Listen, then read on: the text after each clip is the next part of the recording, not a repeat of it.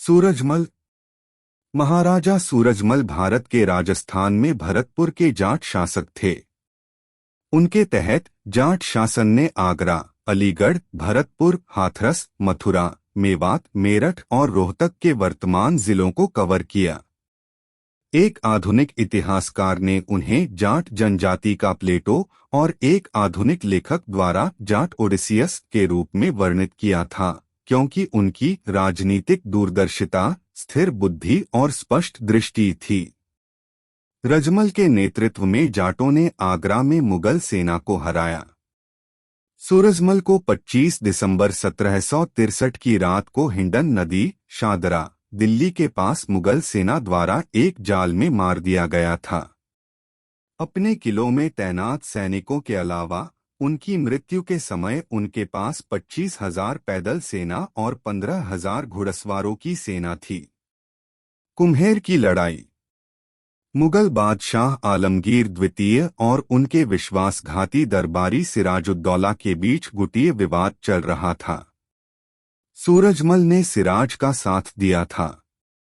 आलमगीर ने इंदौर के होलकर मराठों से मदद मांगी। इंदौर के महाराजा मल्हार राव होलकर के पुत्र खांडेराव होलकर ने 1754 में सूरजमल के कुम्हेर की घेराबंदी की। कुम्हेर के युद्ध में खुली पालकी पर सैनिकों की जांच करते समय खांडेराव भरतपुर सेना की एक तोप के गोले से मारा गया। घेराबंदी हटा ली गई और जाटों और मराठों के बीच एक संधि पर हस्ताक्षर किए गए, जो बाद में सूरजमल के लिए अपने शासन को मजबूत करने में सहायक साबित हुआ। सूरजमल की विरासत। उनकी बड़ी समाधि कुसुम सरोवर, गोवर्धन, उत्तर प्रदेश में है। उनकी भव्य छतरी के दोनों ओर उनकी दो पत्नियों, महारानी हंसिया और महारानी किशोरी की दो छोटी छतरियां हैं। इन स्मारक छतरियों का निर्माण उनके पुत्र और उत्तराधिकारी महाराजा जवाहर सिंह ने करवाया था। वास्तुकला और नक्काशी छेद किए हुए पत्थर की शैली में है और सेनोटाफ की छत कृष्ण और सूरजमल के जीवन के चित्रों से सजी हुई है। उनके दरबारी कवि सूदन ने सुजान चरित्र में उनकी जीवनी दर्ज की। उनके नाम पर प्रसिद्ध संस्थानों में महाराजा सूरजमल इंस्टीट्यूट ऑफ टेक्नोलॉजी और महाराजा सूरजमल ब्रिज विश्वविद्यालय, भरतपुर शामिल हैं। सूरजमल और अब्दाली।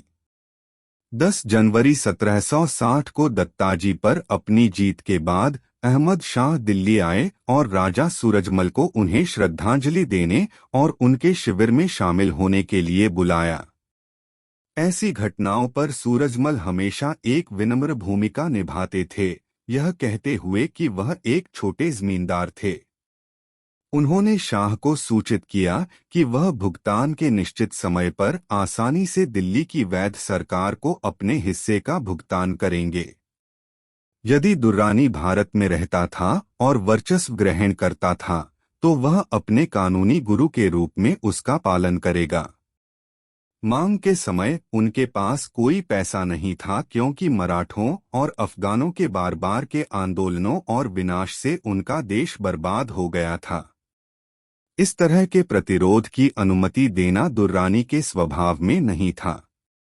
उसने 6 फरवरी 1760 को सूरजमल के डिग्गे किले पर हमला किया। थोड़े समय के बाद, जबकि वह समझ गया कि एक मजबूत, समर्थित, बड़े पैमाने पर गैरिसन और भारी प्रावधान वाले किले को कम करने के लिए बहुत लंबी अवधि की आवश्यकता होगी, ऐसे मामलों में उन्होंने इसे प्रतिष्ठा का विषय नहीं बनाया। उन्होंने चुपचाप घेराबंदी बढ़ा दी और मल्हार राव की खोज में मार्च किया। 4 मार्च 1760 को सिकंदराबाद में मराठा प्रमुख को रूट करने के बाद अहमद शाह ने कोइल, आधुनिक अलीगढ़, पर मार्च किया, जो राजा सूरजमल का था, और रामगढ़ के जाट किले में निवेश किया। इसकी कमान दुर्जन साल ने संभाली थी। किला अच्छी तरह से गैरिसन और मजबूत था और इसमें प्रावधानों का बड़ा स्टॉक संग्रहित किया गया था। चैनल को सब्सक्राइब करें, किले का लंबे समय तक भी विरोध किया जा सकता था, हमारी अगली वीडियो लद्दाख अफगानों द्वारा पूरे ऊपरी गंगा दुआब के कब्जे से निराश करने के लिए और एक पखवाड़े में प्रस्तुत नरसंहार से खुद को बचाने के लिए आइकन को भी दबाएं, जिससे हमारी अगली वीडियो आप तक सबसे पहले पहुंचे। थैंक यू सब्सक्राइब करने के लिए।